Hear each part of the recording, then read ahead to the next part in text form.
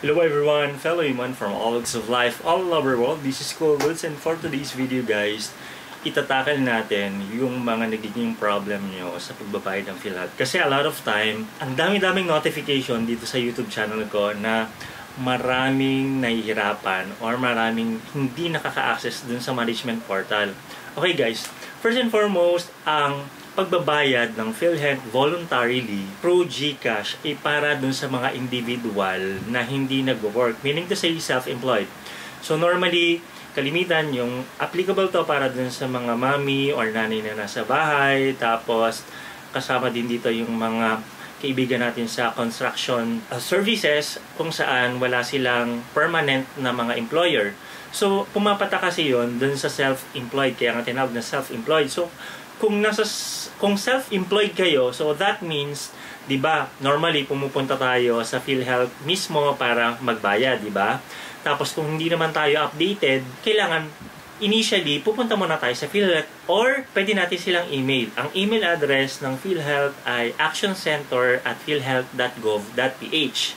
So yun guys, kung nahihirapan kayo na maintindihan yung tutorial ng pagbabayad ng PhilHealth using GCash online. So guys, ulitin ko ulit kasi medyo yung iba talaga, sabi niya, ay wala naman kasi talagang way para magbayad ng PhilHealth through GCash. Sa GCash app, walang nakalagay doon na, walang option rather, na pwede kayong magbayad ng PhilHealth. Pero doon sa management portal, doon sa members portal, pag nag-login kayo, may way doon para magbayad ka ng PhilHealth. So panoodin nyo yung mga vlog or mga video ko sa channel na to para mas maintindihan nyo kung paano magbayad ng PhilHealth.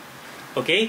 So, sa mga karagdagang information, kasi hindi lahat kayo, kasi, sorry, nandito na ako sa Singapore, so hindi na ako, unlike dati na nung nasa Pilipinas ako while nagre-rest, is nakakapag-upload ako mayat maya about update ng PhilHealth. And currently, nakalimutan ko yung PhilHealth number ko. So, I need to email actioncenter@philhealth.gov.ph kasi nga, kailangan ko ma-retrieve ulit yung PhilHealth number ko. So, yun guys, ang actioncenter@philhealth.gov.ph is email address ng PhilHealth para sa mga karagdagang question nyo. Yun yung pumapatak na, di ba, sa mga mall, may customer service. Or kung pupunta naman kayo ng bangko, may option doon or may counter para sa new account section. Or kung may mga katanungan kayo, so sila yung sasagot. So, online din. So far naman, napaka-generous at napakabait ng mga tauhan ng PhilHealth na nag-reply sila dun sa mga concern natin as voluntary na nagbabayad ng PhilHealth. Okay? So yun guys, tandaan natin ha, Action Center okay, ulitin ko. Ang email address para matugunan yung wala kayong payment management. Okay? So pag wala kayong payment management, that means siguro nasa sector kayo ng corporate world o may employer kayo na nagbabayad. So ngayon na naging self-employed kayo, so kailangan i-update nyo or pumunta kayo sa pinakamalapit na PhilHealth office para mag-update ng inyong account. Or pwede kayong mag-email sa actioncenter@philhealth.gov.ph. Okay? So that's all for today guys. Sana mas maliwanagan kayo at sana i-share nyo to dun sa mga taong self-employed na nagbabayad ng PhilHealth kasi napakaganda ng PhilHealth para yun yung pinaka-insurance natin sa Pilipinas para just in case ma-hospital tayo, so hindi tayo mag-worry ng ay sobrang laki ng babayaran natin. Okay? That's all for today guys. So sana maliwanag lahat and sana males na yung pag-comment nyo, sir paano to? Okay, email kayo sa actioncenter@philhealth.gov.ph. Okay?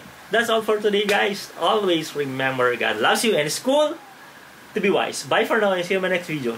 So guys, subscribe please. Please subscribe to this channel and share to other people para mas madali nila makapagbayad ng PhilHealth. Okay, that's all for today, guys. Bye-bye. See you in my next video.